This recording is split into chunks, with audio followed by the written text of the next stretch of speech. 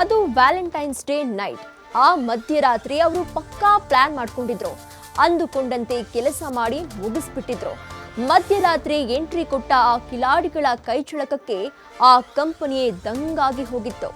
ಬೆಳಗ್ಗೆ ಬಂದು ನೋಡಿದಾಗ ಕಂಪನಿ ಸಿಬ್ಬಂದಿಗೆ ಶಾಕ್ ಆಗಿತ್ತು.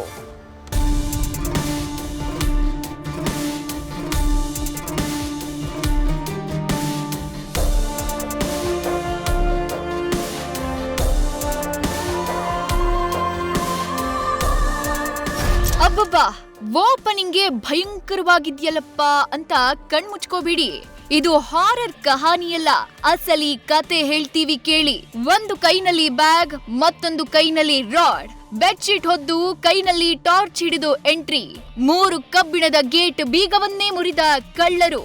ಇದು ಗೋಲ್ಡ್ ಕಂಪನಿಗೆ ಕನ್ನ ಹಾಕಿರೋ ಕೊಳ್ಳಿ ದೆವ್ವಗಳ ಸ್ಟೋರಿ.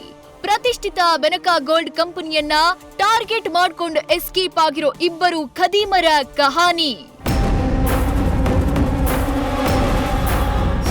ನಿನ್ನೆ ಮಧ್ಯರಾತ್ರಿ ಸಮಯ ಸಿಲಿಕಾನ್ ಸಿಟಿ ಮಂದಿ ಬೆಚ್ಚನೆ ಬೆಡ್ಶೀಟ್ ಹೊತ್ಕೊಂಡು ಗಾಢ ನಿದ್ರೆಗೆ ಜಾರಿದ್ದ ಟೈಮ್ ಆಗಿತ್ತು.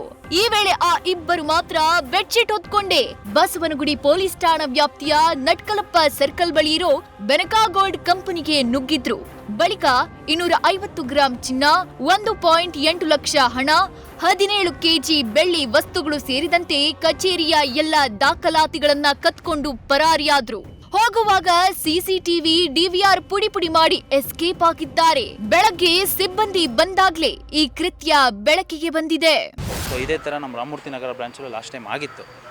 ಯಾವಾಗ ಲಾಸ್ಟ್ ಬುಧವಾರ ಸೇಮ್ ಆಸ್ ಇಟ್ ಈಸ್ ಆಗಿತ್ತು. ಸೇಮ್ ಇಲ್ಲೂ ಕೂಡ ಅದೇ ತರ ಈ ವಾರ ಆಗಿದೆ.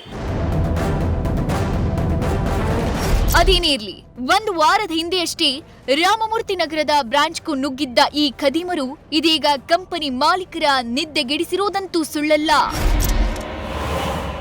Shivakumar, news first, Bengaluru. News first ನಿರ್ಭೀತಿಯಿಂದ ನಿಮ್ಮ ಪರವಾಗಿ.